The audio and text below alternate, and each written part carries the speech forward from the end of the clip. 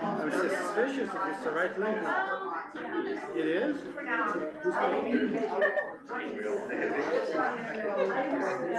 I wonder too. Yeah, the monthly form. I know.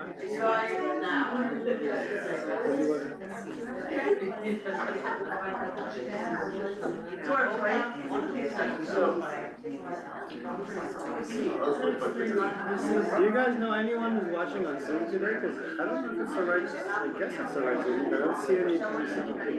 Whatever you like.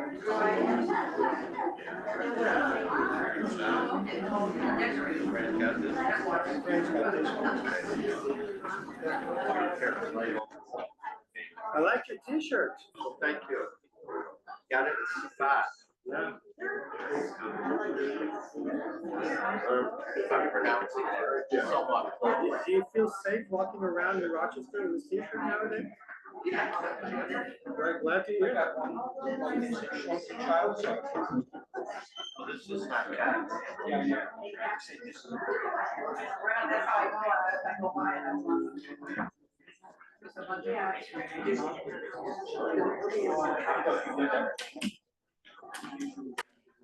Hey, come on. That's our connection. How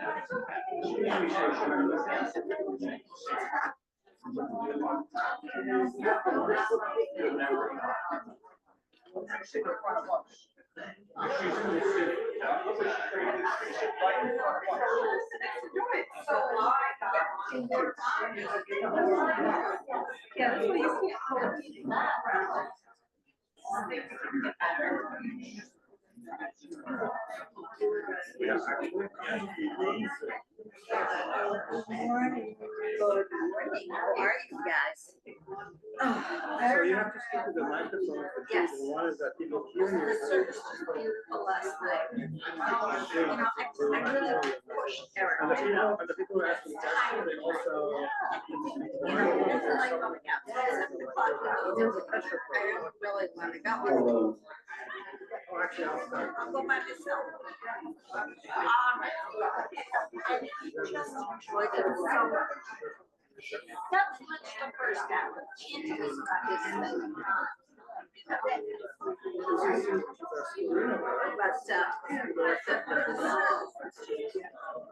Good morning. See, right?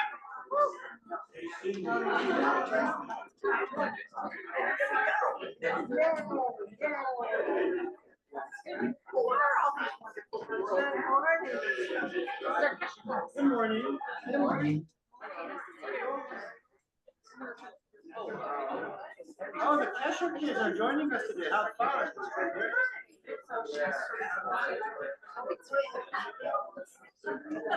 Yeah, just walk over here. Yeah.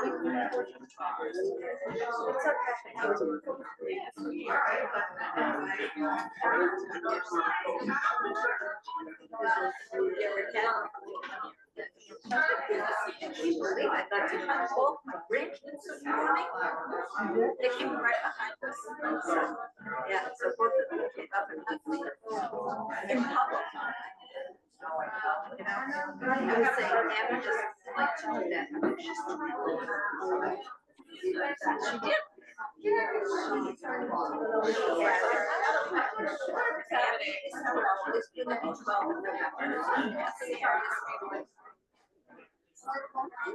Oh, yeah.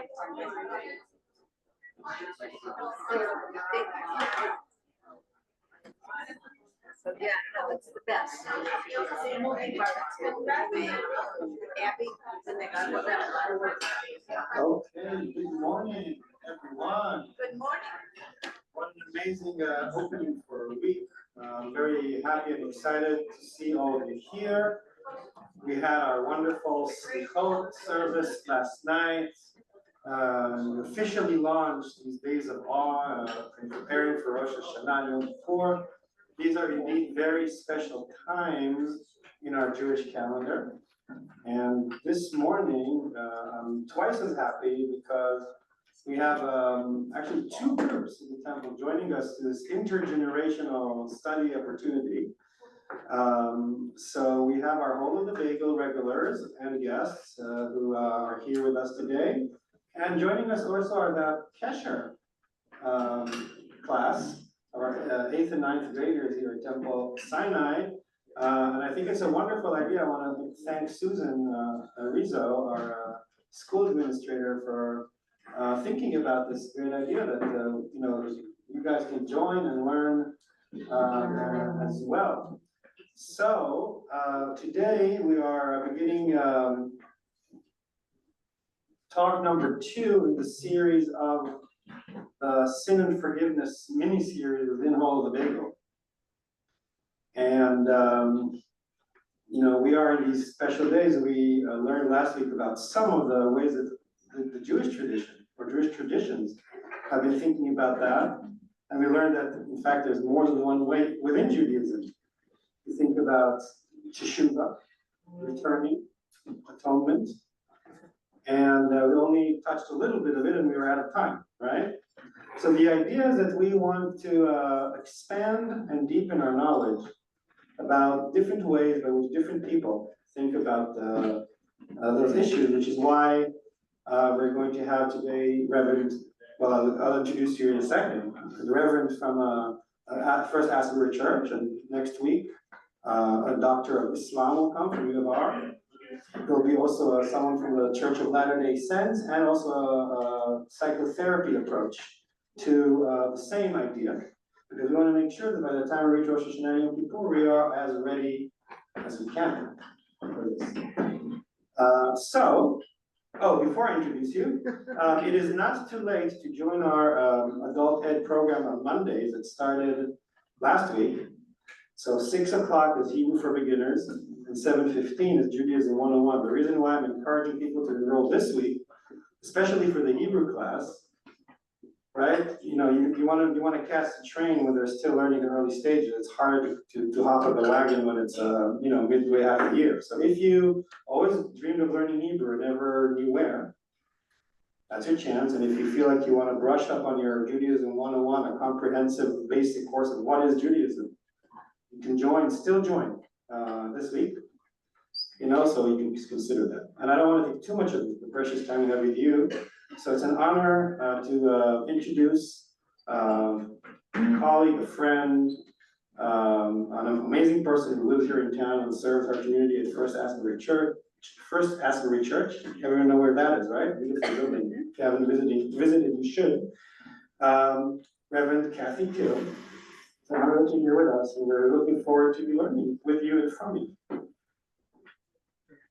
Thank you for this invitation, and thank you for your grace and your presence here. And I also want to welcome all of the Bagel folks. This is a great thing, and Or just explained it to me a little bit. I thought it was just the W and the whole, the middle, the nothing, which in Buddhism means something.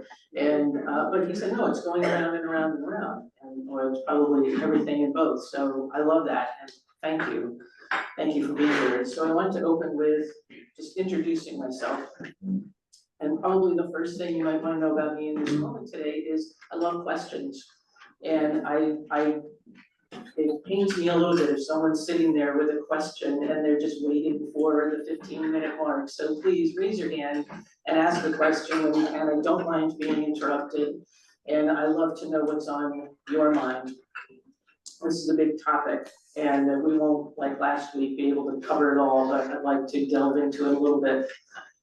So I just want to say a couple of things about myself. I was raised in New Jersey by two Presbyterian ministers right by Princeton Seminary. So I was exposed to a lot of religion early on. My aunt was in the Peace Corps and often would send people back from Africa to stay with us or hang out with us a little bit. So I'm grateful for that. And so my mind early on was opened to lots of different ways of thinking and lots of different kinds of ways of connecting with God, how different people know God, that some people don't, and that is all okay.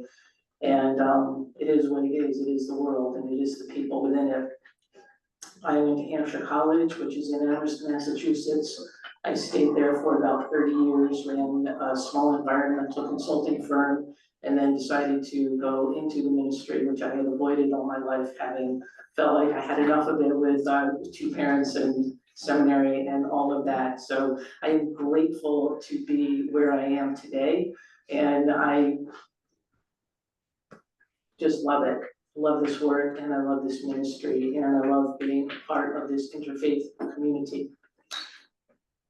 So fear, I decided to talk about fear today. It's a huge topic. It is something that we all have within us from time to time. It is something that I don't think anybody likes. I don't think anybody enjoys. And I think it's really important to talk about where it comes from and what kinds of fears there are and how we can combat it and try to eradicate it as best as we can in those moments when it comes up. And I thought of two quotes that are near and dear to me. And one I found out was, I knew it was Franklin Delano Roosevelt, but I didn't know that he said it in his first inaugural address. And he had many inaugural addresses. He said, the only thing we have to fear is fear itself, which to me says it's really nothing, right? Fear itself is nothing. We can fear somebody coming into our house in the middle of the night, and that is valid that they might, but the fear is really nothing, because they probably won't. And the other one is, the other quote that I have known my whole life is from Walt Kelly, the cartoonist from years ago, 60s, I think, or 70s. And he had a cartoon strip called Pogo.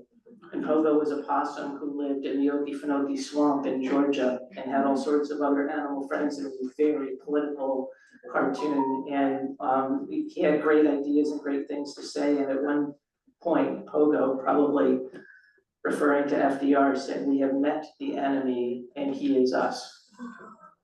So I'm hoping, with all due respect, I don't think Gail is here, not to tread on what Gail's gonna do with her psychology talk about fear later, but it's an important thing to think about because it is within us. And I am here representing, I feel, the United Methodist Church and Christianity in general, for better or for worse, for them in this moment.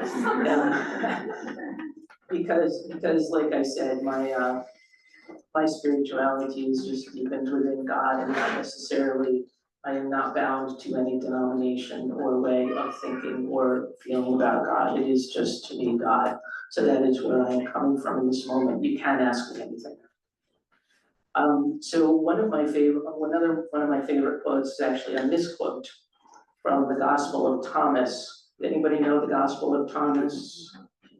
It's from the Nag Hammadi texts. And the Nag Hammadi texts are manuscripts that were found in 1945 in the hills of Upper Egypt in the Nag Hammadi region. And they were found by someone who was looking for this soft soil that was good for fertilizer for his crops, for his family farm. And he unearthed this huge jar that was filled with manuscripts from 2,000 years earlier. And it was incredible, and he didn't know what he had, of course, and he took it home, and they burned some of them, they burned a lot of them for firewood because they needed to be warm and they needed to cook their food. And I can't remember exactly what the story is, maybe perhaps you know, but they found their way to the black market at some point. Carl Jung had some for a while, and they were finally recognized for what they are, which is part of the scriptures that were hidden away because they were so controversial in that time, or in the time of the early church and the writings right after Jesus was killed. Anyway, Elaine Pagels, a dear and great scholar, found something in a filing cabinet of one of her professors at seminary, at Union Seminary, and she unearthed these and became passionate about them. And when I was in college, I studied them, and I found that she had misquoted the Gospel of Thomas.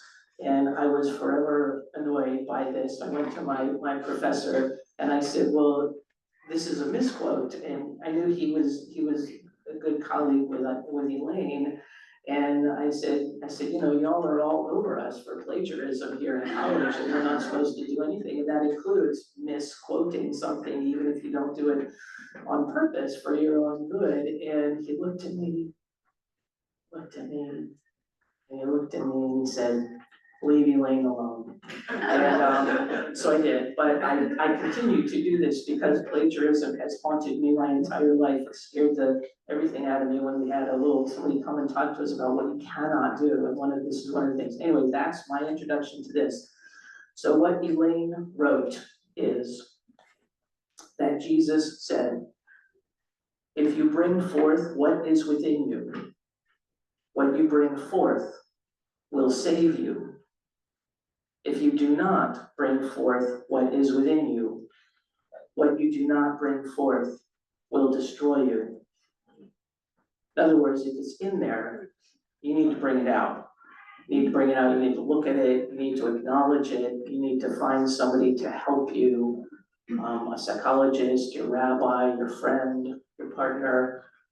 Figure it out. Why is it here? Why is this a part of me? And then that part will be saved, right? That part will be saved from further hurt. And if you don't, it just festers within you. If you're afraid of something and you're not confronting it, it's just gonna fester inside of you, and you can talk to friends about it, and they can say, well, you need to make that phone call and find out what that funny thing on your toe is. Or you need to call that person and say, look, I'm a little upset, and we need to talk about this. And it's hard, but that is, I know, I witness and I experience where part of our fear comes from. We do have control over this, believe it or not. Anybody have any ideas how we can control fear?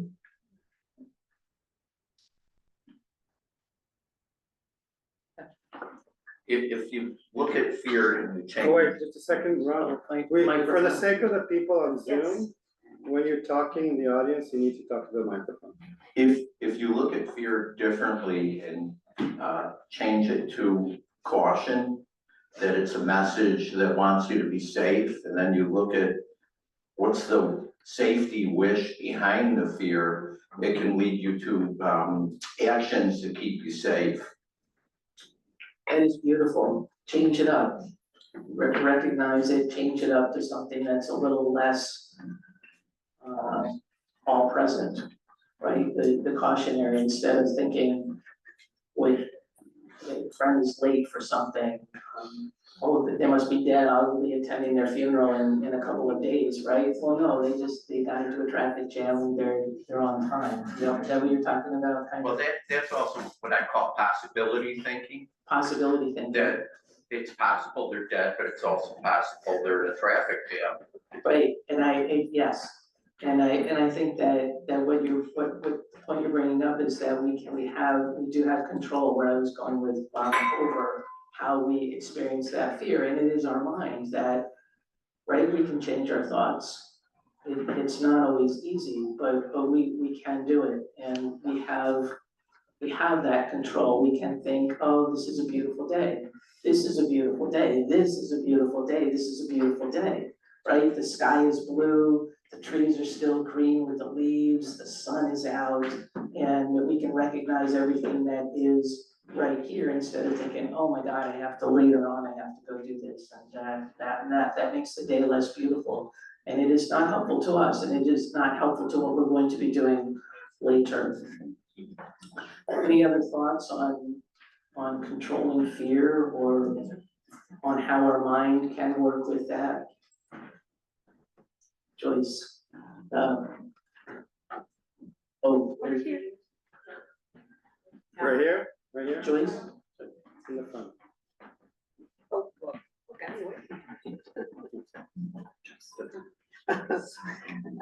I think you already said it, Kathy, that, to bring it up, not try to keep pushing it down, to find a way to express what that fear is, to oneself, to others that you trust. Just bringing it to the light often is what dissipates it, but I think you already said it so well. Oh, thank you. Yeah, bringing it to the light, absolutely, and it, yes. I was just gonna say on top of that, putting it into words tends to make it smaller. It can't be this sort of formless, nameless anxiety. Once you've got it into words, you're like, ah, that's the problem. Let's work with this. Yes, we have to name it, and naming anything gives it power, or gives us power over it. And that is why in the Hasidic tradition, you don't spell out the word G-O-D, you spell G. Yeah, because giving God, writing out God means you have power over God. So naming your fear means you do have power over it, and you can control it. And when you say it out loud, it sometimes seems a little less. And then you share with a friend, and it seems a little less. Another thought? This is advice from my mother, blessed memory. She always said in every circumstance, what are the worst things that can happen? And it's quite similar to Ron, to the possibility thinking. But she went on from there and she said, okay, think about each possibility or each thing that could happen, and it's probably going to be not good. At that point, you can plan what you're going to do. You may never be able to plan how you're going to feel. So just give it up, because you can't control your emotions, but you can control what you're actually going to do about it. Yes. And to list it out is a lot like what you said, to name it, to say, well, what might happen? And I think what might happen is different than what I'm afraid will happen. Right? I'm gonna respectfully disagree with Jan's mother. I've been taught that thoughts lead to feelings and feelings lead to actions. So I've been taught we do have control over how we feel by thinking about how we're thinking. Carly, in the back there, though, wants to. No, I was basically just gonna say the same thing, that it's basically learning how to control your own thoughts. So it can be controversial, but like the whole idea of working your body out, it takes, self-control. And it's the same thing with your thoughts. You have to learn to control your mind and the way you think, and then eventually you can control your emotions and how you can feel. And it's a little hard, but it's training your brain, and it's learning to control and master. And it's what's it called? Self-control, basically. Learning how to self-regulate. Yes, and it does take a lot of work. It is so worth it. so worth the work and the time, and you think you're not getting it, and you get it, right? Yeah. What about the fear of death?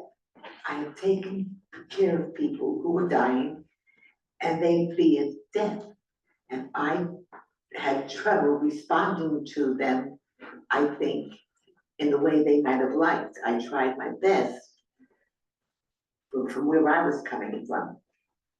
But what do you do really with that situation? So you have just warmed my heart, because this is where I work. I work a lot with people who are dying and with people who are bereaved and people who are grieving. I do the funerals and the burials and all at Asbury First, and nobody ever wants to talk about death, so thank you. Thank you, and that's not what I'm here to talk about today, but fear of death is real, and it is real, it is real. One of the things that I always say to people when they're dying is, you are safe. And I believe that. I know that to be true. Whether or not they do, whatever their relationship with God is, whatever they fear or think about the afterlife, I can say with all of the confidence of my voice, you are safe. I put a hand on their hand or on their shoulder or somewhere on their body, and I bless them into eternal life as I know it to be. And I tell them they are loved, and I tell them they are forgiven. Whatever they have done, I tell them they are forgiven. And that is all I can do. And I think it is all, I think you can do the exact same thing in your very own way. But fear of death is real. It's the unknown. It's the total unknown. And one of the other, but thank you.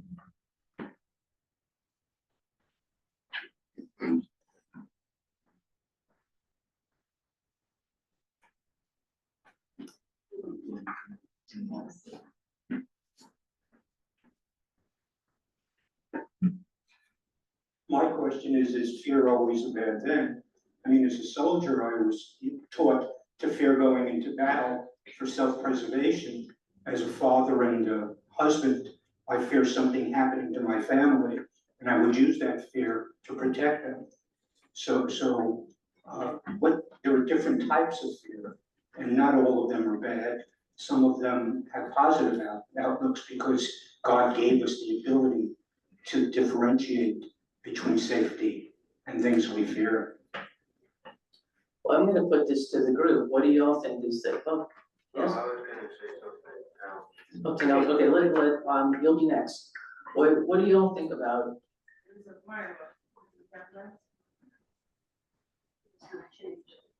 He was gonna change the topic, so he'll be next. But let's stick with this question, because it's a really good one. How does fear help us? One of my hats at my job is safety officer. And I always joke, but it's not quite a joke, that one of the reasons I'm so good at that job is because I'm such an anxious person. So I'm walking through a lab or a mechanical space, and I'm going, gosh, what around here could be dangerous? And in that way, we protect ourselves. We install safeguards, we put a railing on a drop. We put a guard over a blade. And I think fear does have some very good practical uses, like Herb was saying. Excellent, thank you. Same topic? So I love to read, and one of the books I actually recommend to every single person is a book called The Gift of Fear. And I forgot the author, but he's an expert on violence and about how to be situational aware. And he brought up a really good point that we are the descendants of people who live. People survive like the tornadoes, their villages burning down, a tribe invading them. And I think so many people have general anxiety that it's difficult to be in tune with ourselves to actual threats. And that was a really big part of his book, was kind of knowing how to calm down your nervous system to then become aware of what's actually going on. And I think we can be so overstimulated that we don't even necessarily know what we're feeling or know what's actually in our environment. And I do not think any emotion is to be feared, to be something that we should try to avoid, but instead to see them as messengers that are part of our holistic selves and the experience of being alive. And just for a short story, I was a child one night and I was having really bad anxiety as a kid. So I just woke up at like 2 a.m. and something told me to go to the kitchen and my mom had left the burner on from dinner. And I can explain why as a kid, when I would wake up startled, half the time, but that night I just knew where to go. And I try to remind myself that when something's actually happening, I would probably be able to feel that difference between, an anxious thought and an actual like alert thought. So I think everything's a gift. But yeah, I agree, and I thank you for that, the book, The Gift of Fear. Well, I will check it out, and I think that you bring up a great point about what fear can do to us. And I think that your point, Herb, about going into battle afraid, you still need to, you can't be fully afraid, right? You need, because one of the things that fear can do what you said, is shut you down. So you wanna be alert and you want to be thinking of what you're doing, but you also want to know that this is a scary thing you're doing and recognize that fear. I would agree with everyone who's talked about fear as a survival instinct, that it is something that essentially needs to be acknowledged, and we see in the modern world that there are these groups and movements that try and pitch the idea that you can completely control your fear and you can eliminate your fear, and that tends to be something that is trying to assign blame to oneself, where if you can't control the uncontrollable, then it's your own fault. And so that's certainly something that it seems like a negative to me. And then on the other side, I guess, to answer the question of when is fear a bad thing? I think on the opposite end of the spectrum of completely controlling it is letting it control you, where it's such a primal instinct like grief and like anger that the problem is when fear collides with self-regard and solipsism, where your fear becomes your very like acute fear actually turns into no one else has ever felt this way. And that leads you to think that, when you're protecting yourself or when you're protecting your family, that anything goes, that the way to conquer your fear is essentially to shut out everything else that is going on around you, whereas having the ability to not entirely control, but at least name and have some responsibility over your own fear can lead to positive action.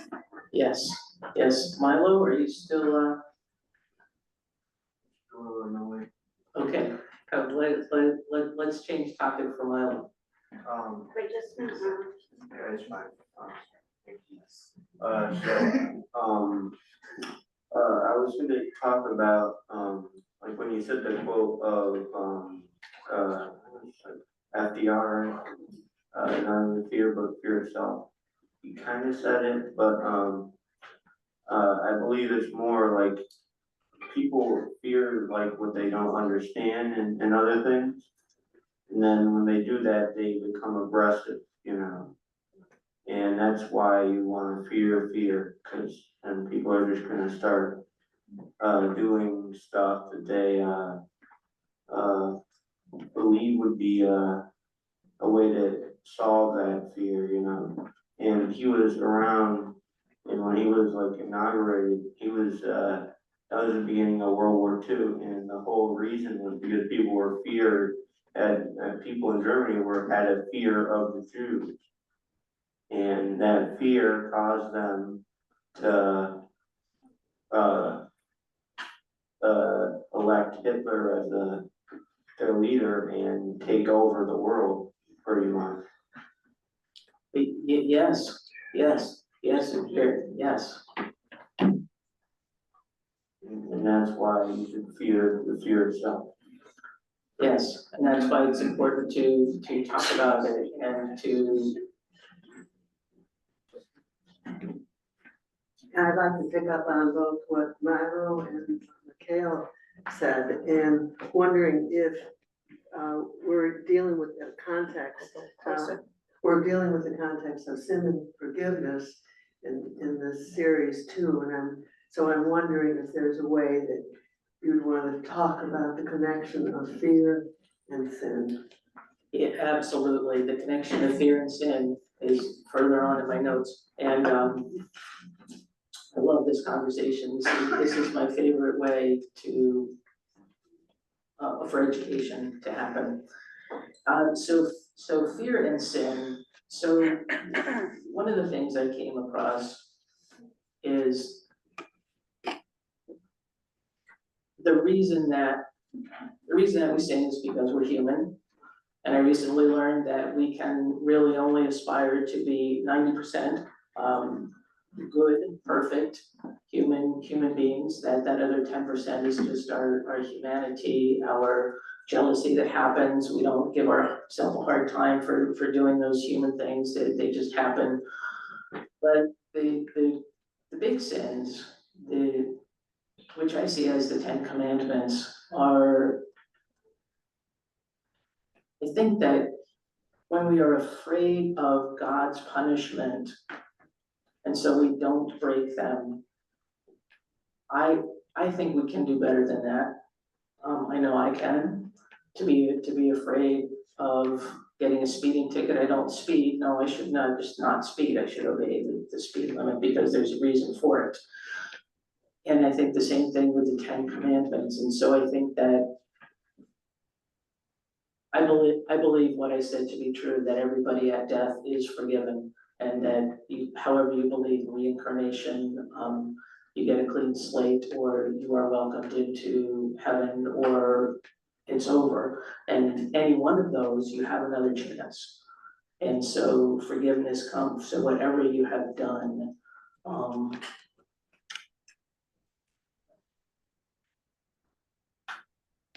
I know less about Yom Kippur and the Day of Atonement than I do about other Jewish holidays.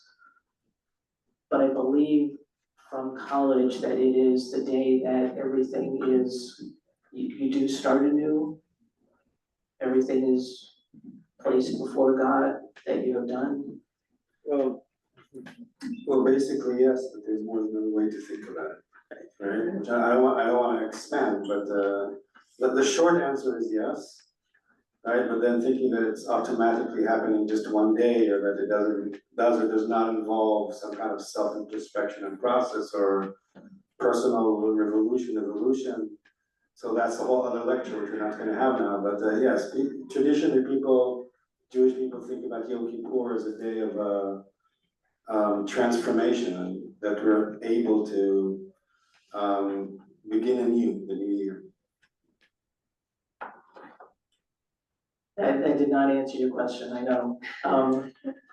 But I think that it goes to, so we sin because we're human, right? We sin because we are not given the opportunities that perhaps will put us toward a life that we sin less or don't sin at all. You know, we keep all of those 10 Commandments, which is the goal and the reason for them, to help us live in community and help us live without breaking those divine laws, any divine law, any divine law, any divine law.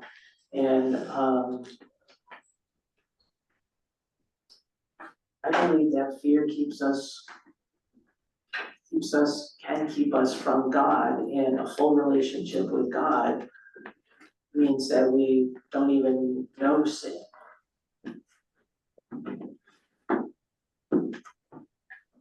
That to be fully at one with God, to be fully attuned to God and only God, to love and only love, to peace and only peace, to all those attributes that are what life is about, despite all of the jealousy and arrogance and rudeness in the life, be they from us or done to us.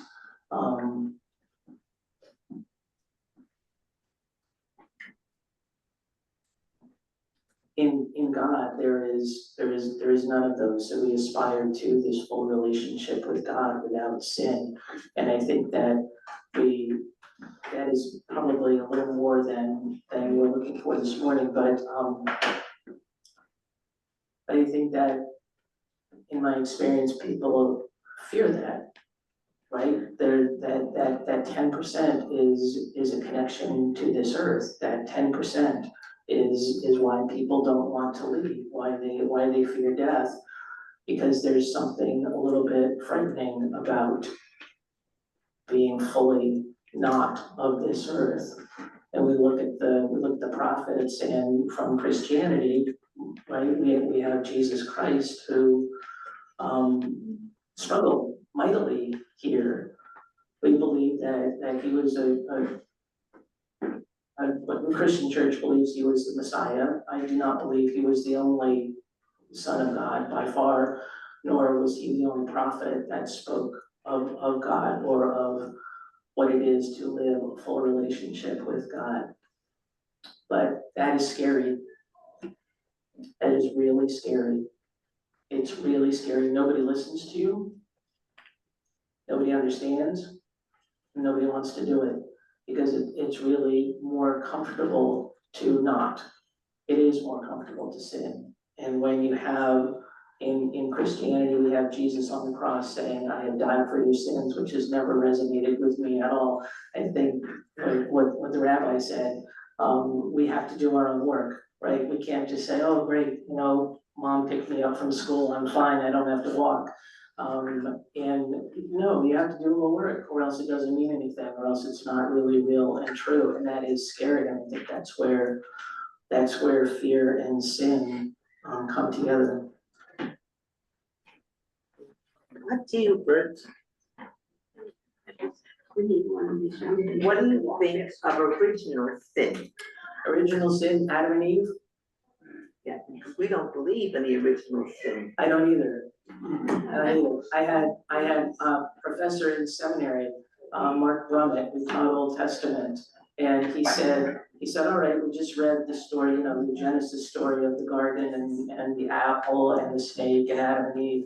And he said, now take a step back, and what does this sound like?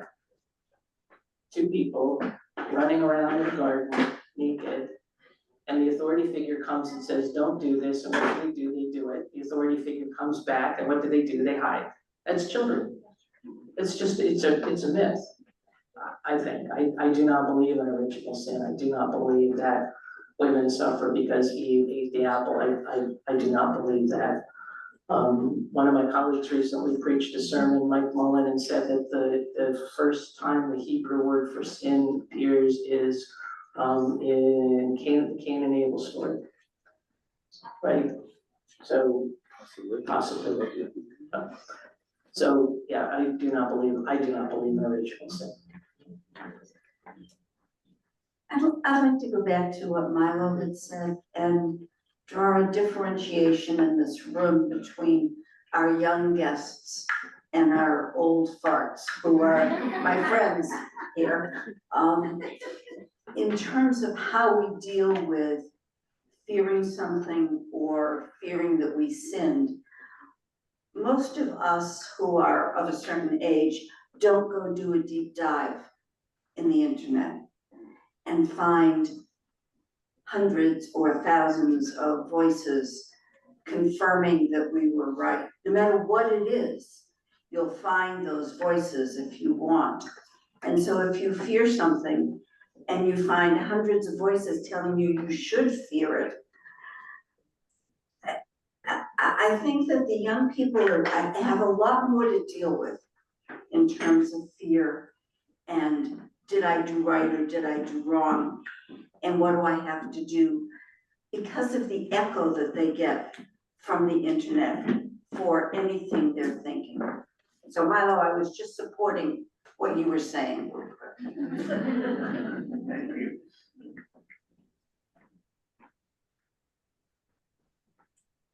I have a question. I've spent my whole life trying to understand what sin is, because it seems to me that sin is determined by whoever controls the narrative. Okay, so whoever wins the war, the other side were the sinners. So you know where I'm getting to that. So who controls the narrative? What is sin? And what do we do to avoid sin if we don't know what it is? So that's a great question and a great distinction. Who defines sin and what is it? I have always believed that sin is separation from God. And again, as I said a few minutes ago, I believe that full connection with God, there is no sin. You don't even want to. There's a great yogi from the East years ago who had somebody come to him and say, I want to follow you, but I still want to smoke my cigarettes. And he said, you may. And the guy said, I may? And he said, well, then I'd still like to go out to the bars at night and drink a lot and come home in the morning and wake up at 1 p.m. And he said, you may. And he said, are you kidding me? And then he said, well, I have all these girlfriends and I'd like to keep them. And he said, you may. And the guy was just dumbfounded, right? And finally, the yogi said, well, when you follow me, when you have this deep relationship with God that you say you're looking for, you won't want to do those things anymore, so go ahead and do them. I give you permission. So a full relationship with God is we aren't going to want to sin. Now, who defines what sin is? That's a huge question. I think we can in our own lives, based on what we do. I work with a lot of people at Asbury First, a lot of parishioners, and I see a lot and I hear a lot, and there are people who come from doing something that I would call, whoa, to, all right, now this is turned into, all right, we can work with this now, to this, to, all right, you're a little more settled now, and this is not quite so, but I guess if I had to, I would say this was a sin, and you're working it out, so whatever this is, it's progress, and it's good, it is no longer a sin. But I am one person, and I would, the victor does decide. It gets me into something I do want to talk about before I'm done today, but does anybody have any other opinion about Herb's question? Milo? Well, if it, Rick? Mike.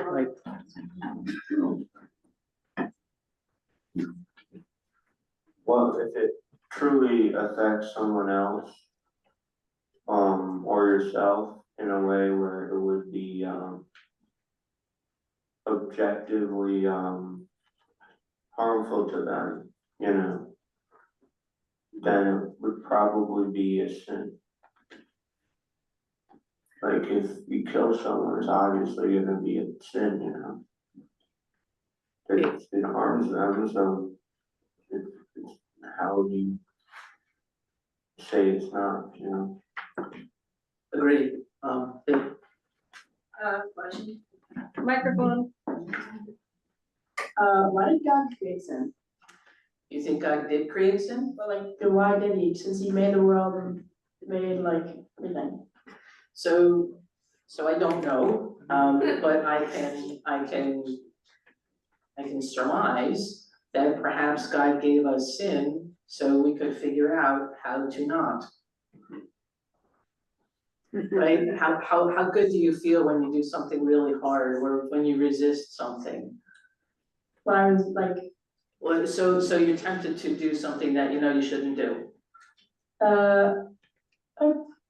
If I don't do something bad, I feel good, I guess. Doing something good makes me feel good. Doing something bad makes me feel bad. I don't know. Yeah, I think that God only wants us to succeed. I do not believe in a God that wants us to fail in any way. But I think that God also wants us to grow stronger.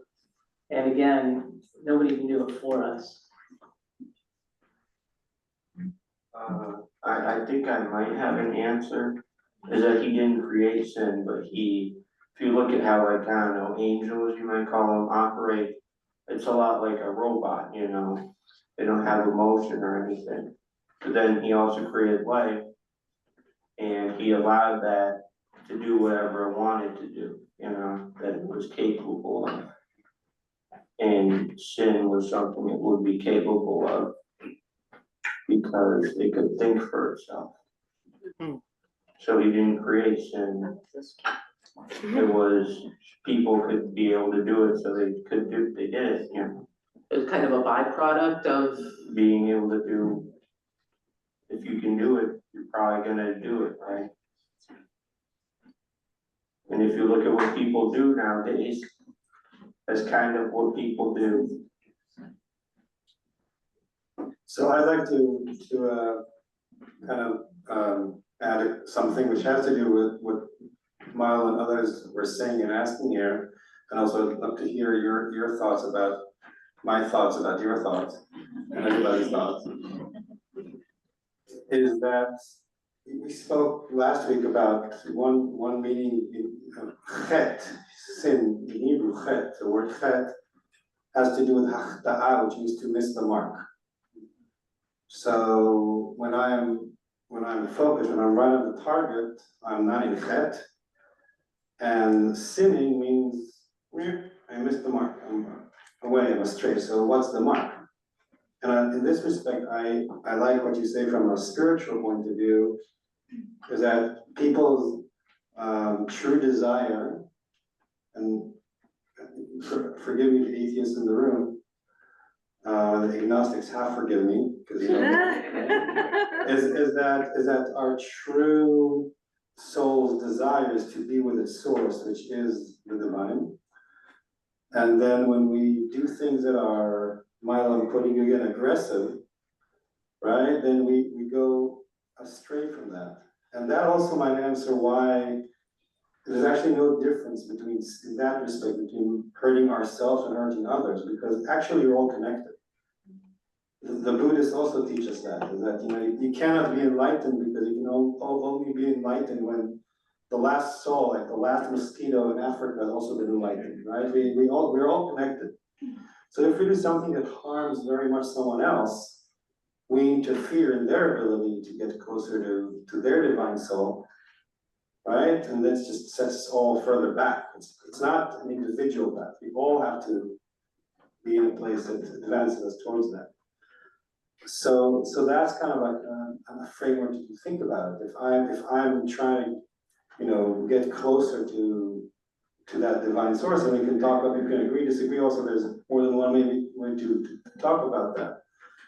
So we're trying to live in a society that helps ourselves and everybody else not be chet, which is to miss the mark, to be more direct and focused. And things that bother that, right? If you severely harm someone else, them and everyone around them is affected, right?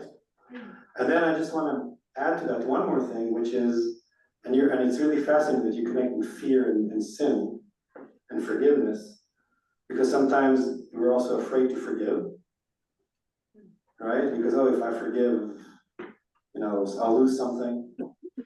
And in a reverse kind of way, sometimes we're afraid to not sin. Coming back to your example about the cigarettes and the bars and all that, right? When we try to be more focused, right? We have to sometimes give up some things that have served us before. And we fear losing them. So sometimes we're afraid to get closer to God. And I'd love to hear your thoughts about that, because maybe what we're afraid of is actually to evolve and transform, and we're holding on. So I'd love to hear your thoughts about that too, if you can. so, thank you. And I believe, yeah, I think we are afraid to get closer to God, and I don't know why. I don't know why, although I can't remember who it was, somewhere, I don't know your name, but I think it was you who said, you know, it takes, you just keep doing it, you just keep trying, you just keep trying, you just keep doing the work, you just keep praying, you just keep focusing, you just keep changing your attitude from, oh, no, to, ooh, you find the one thing in the room that is beautiful and glorious instead of letting all of the rest of what is not beautiful and glorious drag you down. You let that one thing lift you up. And I think that we resist doing that because it's hard and we don't have a lot of company in it. Right, we don't have a lot of, we have more company, like, somebody was saying about the internet. Right, people, you go to the internet and you get what you're looking for. So if you're looking for condemnation, you get it. And if you're looking for praise, you probably, hopefully can get it, but both are empty. And so I think we fear getting deeper in touch with God because, like death, we don't know what's gonna happen. And it's a commitment. It's the weirdest thing to me though, and this is the reason I don't understand it, is because it's a commitment to everything. And we think we're letting go of what we think is everything, and it's not. It's not. When one of the things that Jesus taught was, when you let go of everything, you will have everything. And it's weird stuff. It makes no sense. But when you keep trying, when you keep working on it, when you keep praying, for those who pray to God, God make me a better person. God make me a better person. And then you hear a little voice in your head that says, go to the kitchen. You will become a better person because you will be helping your entire family and whoever lives in the house with you and next door to you, and the fire people who don't want to come out in the middle of the night, right? It just to kind of expand that a little bit.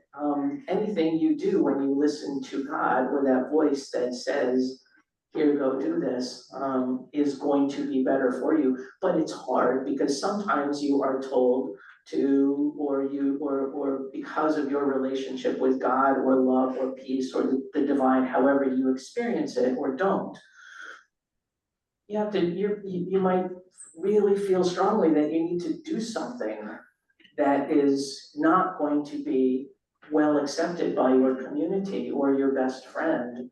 And you have to make that decision right then and there, whether you're actually going to do it or not.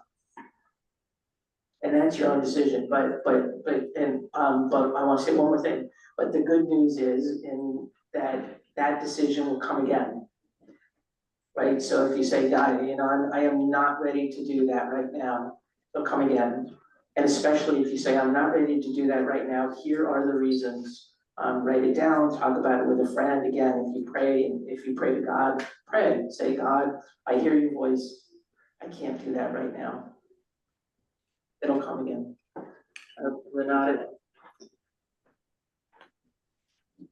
I just want to follow up on that. Many in the room know about evil inclination and good inclination, that all of us have inside our bodies the evil inclination and good inclination. In Hebrew it's called Yotzer Tov and Yotzer Ra, and it's in constant battle. And we all, many of us, through the whole life, are trying to create a balance between good inclination and evil inclination. And I think it goes along with what you're discussing, like, should I do this or should I not do that? Is it the same or it's a good thing? So it's a constant battle within us, the Yotzer Ra, Yotzer Tov, so. Comment on that? Yes. And it's interesting that you mention it, and I just want to add, Cantor, that something that most of us know when we chant "Ve'ahavta et Adonai Elohecha b'chol levavcha u'b'chol nafshecha u'b'chol meodecha," right? And the Kesher people know that too for their Bar Bat Mitzvah, right? So they say, what is b'chol levavcha? With all of your heart. Why there's two vets there? Because the Hebrew word is libcha. Right, there's two bets, levavcha, and they say, well, that's your two. It's Yetzer Hatov and Yetzer Hara, the good and the evil. And what is bechol? In all of your heart means that you need to worship God. That is to do the work with both of them. So it's not that one of them is divine and the other one isn't. They're both of the same source. And then there's a way to work with both of them, including what we tend to call the bad or the evil part, or the less aware, or the, side of ourselves. That's where we can have a lot of transformation. Actually, most of the work is there. It's not, the good part is, there's a lot of work to do with the good part, by the way. But also where we find that we struggle, that we're weak, that we're limited, that we're broken, that's where a lot of the work is. And one of the answers that, to answer why God created sin in the world, it's not that God created sin, it's that God created our weaknesses and our brokenness, because that's where we came into this world, is to evolve. So that's why we work on both of them, not just one. And something that you said made me think of the series The Good Place. And that is all about evolution toward different, toward more, toward looking at yourself.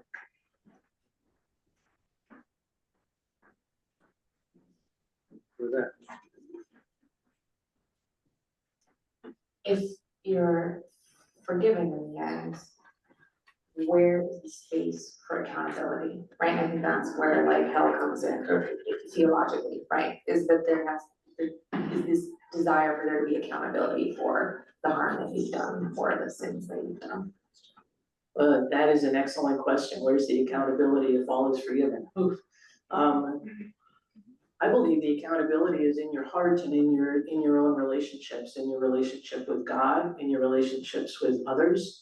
So going back to the deathbed, right? There's an excellent book called Spice. I can't call it up right now, but it is 12 stories, true stories, names changed, situations changed, about people who were given a prognosis of 6 months or less to live by their doctor.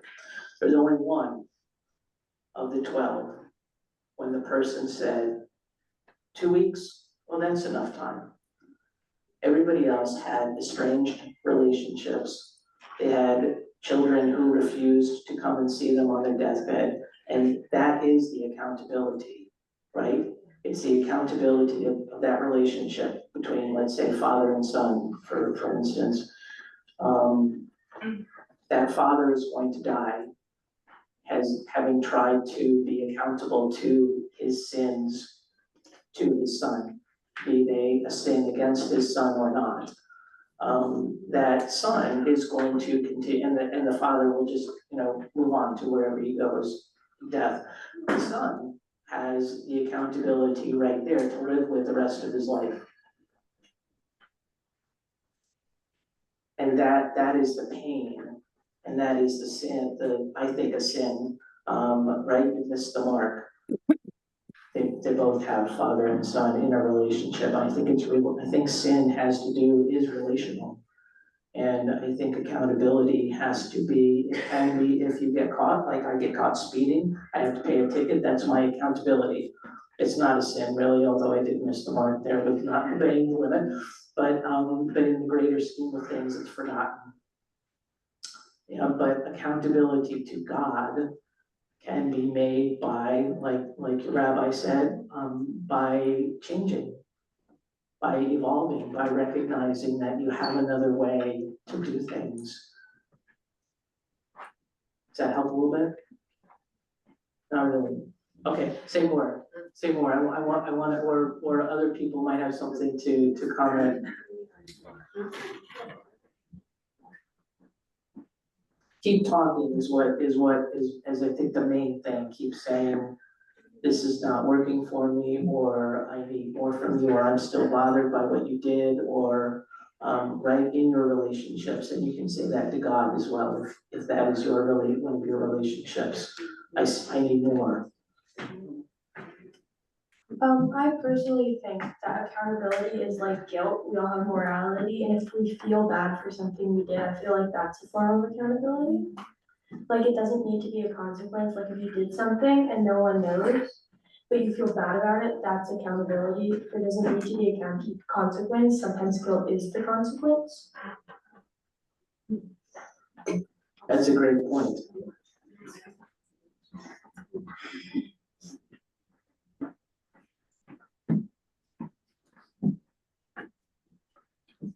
One thing I just want to, one point I want to raise in response to what we've just said, I don't really have an answer. But on the distinction between punishment and accountability, because a lot of what has been just said doesn't sound, some of it sounds like accountability, but some of it also just sounds like punishment, right? You did something wrong and I want to see you suffer for it, or I think I should suffer for the wrongs I did, and that's not the same thing. That is my whole statement. Well, you know, that's a good distinction between punishment and accountability and guilt. And there are people who are treated differently if they, again, go back to the Bible, if they run away from God, or if they say, oh, yeah, yes, I did that, how can I help, how can I make it better, right? And that's where our guilt comes in. It's that little thing that you know, going, yeah, it's like that piece of hair on the back of our back after a haircut, and just can't get to it, and we have to fix it somehow. But it's letting us know that something is amiss. The thing is, like, what he said was like, you just feel bad because you think you did something wrong. But the only way you can get past that, if you did something wrong to somebody else, you have to go and apologize or explain or ask them, saying, I'm sorry, I did this and I won't do it again or whatever. But unless you make that move, you'll live with the guilt. It's not gonna go away. Right, and you said two different things, which I love. There are two different parts to it. You go and you say, I'm sorry. So I do something and I go and I say, I'm sorry I did that, please forgive me. And then I have to change. Yeah. I won't do it again. So there are two parts to it. You have to own up to it and recognize it. How can I ever, you know, make this better between us? And then I have to change. I have to recognize why I did it and not do it again, or work toward not doing it again. That's a great point.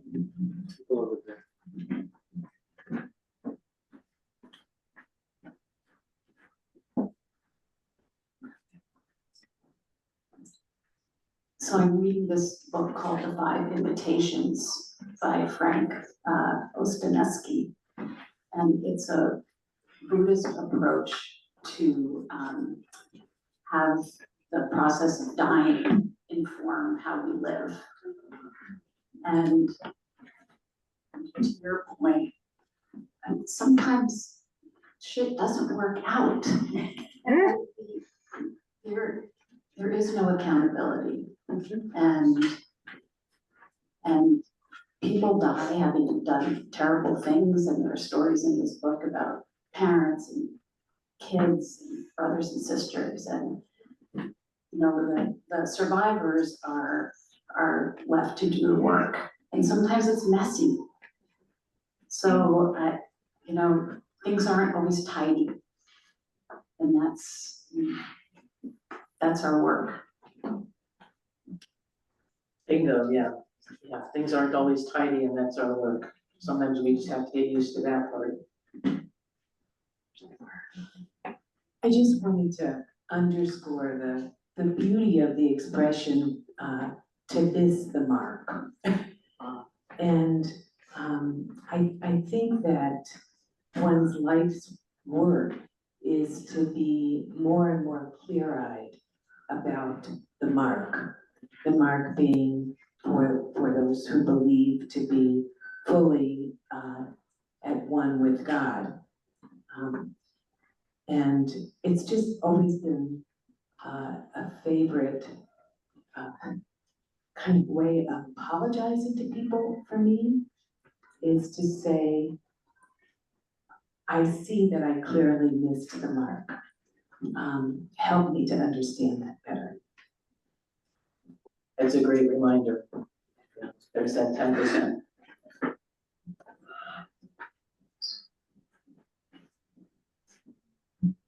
So this is something, so there is a difference between what Christians believe, and Jewish people believe.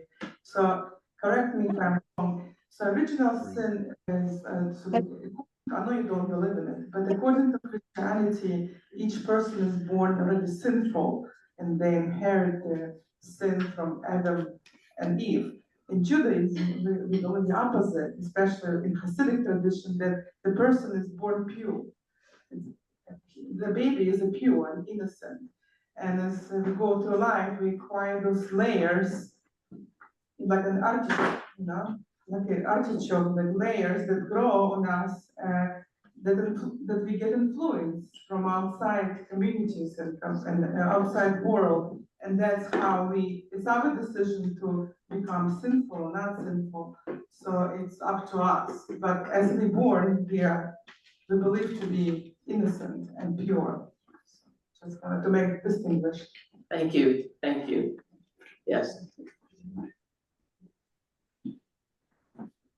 I believe with you, that all people are born, directly from God, that purity, and that it is the layers of the world that keep us from it. And we try to, bore up with a drill or something, or, get the layers off and find that peace again, or find that peace again. Somebody who hasn't spoken, anybody? Oh, there's somebody who hasn't spoken back here. I just wanted to ask you if this is your point of view as the Methodist, because I don't have a lot of understanding of the different parts of Christianity. So are you reflecting the Methodist? No. Yeah, Are you sure? yeah, so thank you for asking. And so I will talk a little bit about my own self just for a second. It is not my comfort zone though. So I was raised by Presbyterians. Presbyterians, it is a Christian denomination. It is one of the major denominations. John Calvin was one of the founder probably, and I work in the United Methodist Church, founded by John Wesley, not really on purpose either. But the main difference between the two are Presbyterians believe in predestination. They believe that everything is laid out by God for us. So having two Presbyterian ministers for parents and being a relatively sassy child, when I was 14 years old and learning about all of this really intellectually, I went to my parents and said, so are you telling me that anything I do is already laid out by God? So, and they didn't know what to say. But that was my question in developing my understanding of the Presbyterian Church other than, God. So the Methodist Church believes in free will. That's the big stickler between the two. Probably, the major stickler, probably the only one, saying that we do what we will. And it was brought up here earlier, I can't remember by whom, that we are given that free will to decide, and it does mean something more, in my opinion, when we do decide that. So no, I am most comfortable in interfaith situations and all comfortable in a mystical tradition. Thank you. But I do work and represent the United Methodist Church, but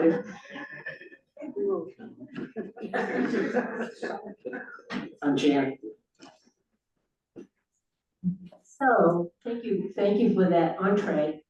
So as a representative of the United Methodist Church, and please correct me if I'm wrong, is there some comparison between the process of introspection and atonement that happens during the Lenten period?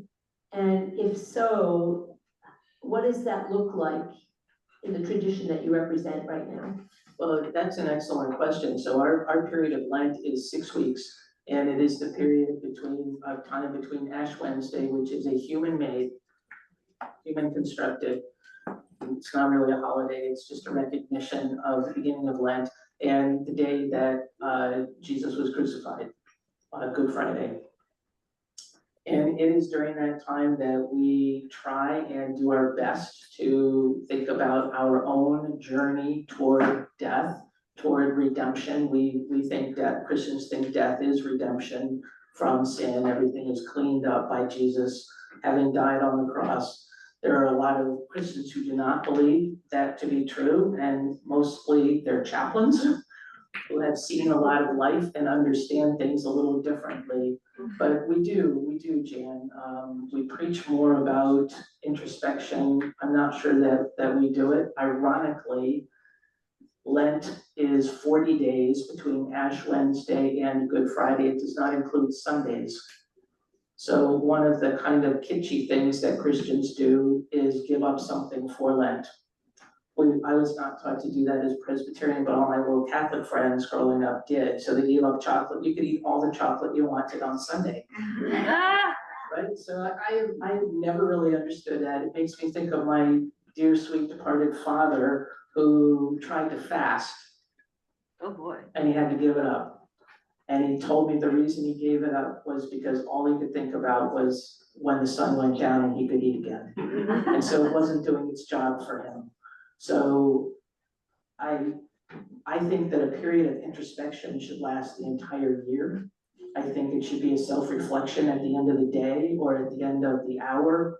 How did that go? How could that have gone better? What could I have done? How can I, back to you, how can I change? Is there something I need to atone for in this moment? So for me, it's an ongoing, but thank you for bringing up Lent. You're almost done. We're almost done, I'm told, so. But we're never done, so. But we're never We're done. almost done, and also we're never done, so don't worry about it. Yeah. Speaking of Lent and forgiveness, one of my grandmothers, was a member passed away last year. I think she was also Methodist. I can't remember. She had a coworker who was like Lutheran or something, and they couldn't stand each other because I guess that was the drama in the 50s or something, you know. And my grandma would say, like, so many people during Lent do something for themselves, you know, like, oh, I should stop watching TV, I should stop.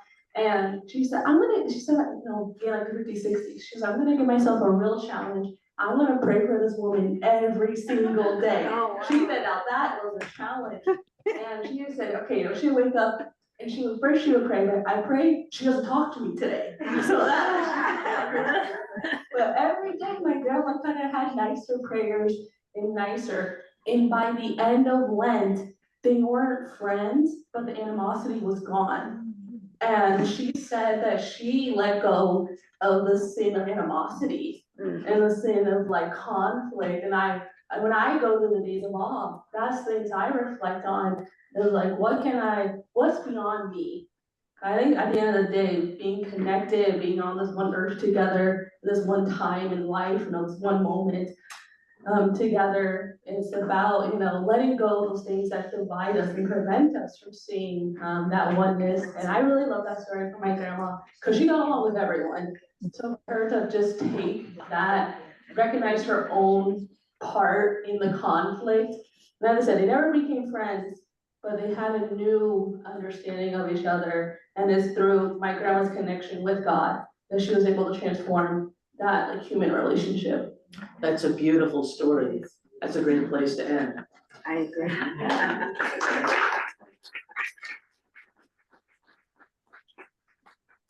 So, you know, I'm really happy that, you know, an hour and 15 minutes have passed and we still want to talk, which means that, you know, living with a taste for more is great. You know, just when you're talking about the Methodists, the Presbyterians, with the difference of is there free will or predestination, I was like, you know, in Judaism, it's like, oh, it's like, we believe in both. It's just like when we're talking about, you know, the Muslims follow the lunar calendar, the Christians the solar calendar, and the Jews are like, we're gonna have both. You know, and also it's like, yeah, it's part of the Mishnah. We actually, you know, we like to learn from everybody and integrate it all. And we almost never arrive at one conclusion, which can be very confusing, but also very wonderful, right? Which is why the bagel goes round and round, right?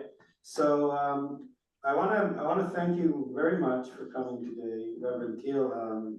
Whether or not you represented the United Methodist Church or your own, you know, that's okay. We won't tell them. Don't worry. You know, I just think it's proved our thesis that we can learn so much by inviting guests with perspective, with knowledge, with wisdom from other tradition, our neighbors from different houses of worships and faith. We're all in this journey together. If you think about the broader community here in Rochester and humankind in general, you know, we're all in it together. We may have, you know, different names to call things. And, you know, you said 40 days. Our days of our is actually also 40 days from the first of Elul till 40 days. He's a lonely Not the person. same time of year, but there's many similarities, right? And when we're able to see how we think alike and also where we're different, that's when we can learn and grow. So really, thank you so much for coming.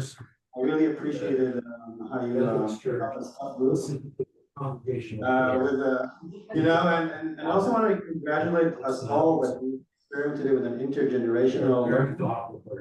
And I think it was very interesting and fascinating to see how it all worked out. So I want to thank you said, I don't want to say what you said about the older crowd, right? So the adults, but especially the teens for being part of this conversation. I think we all learn from each other, no matter how old we are. There's wisdom and something to learn from each and every person. So I want to thank our ability, everybody, to learn one community, no matter our age, you know. And thank you so much for being here. Next week we will continue with this journey. We'll have Dr.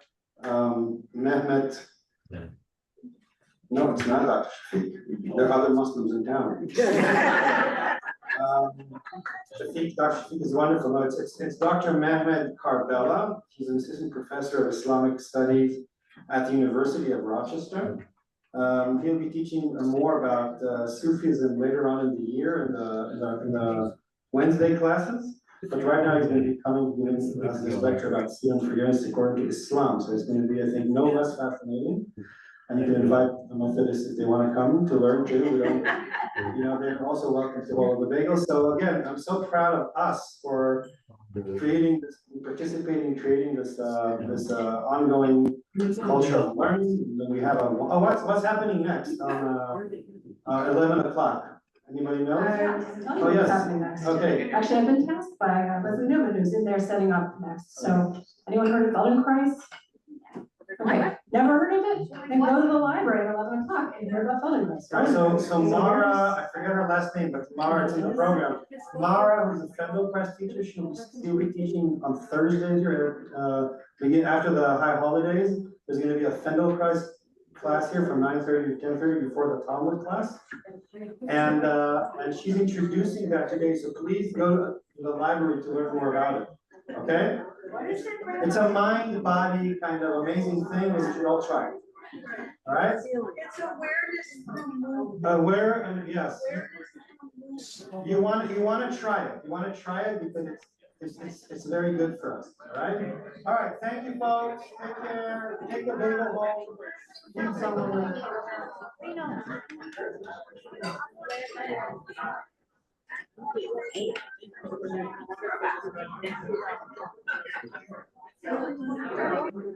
Appreciate it.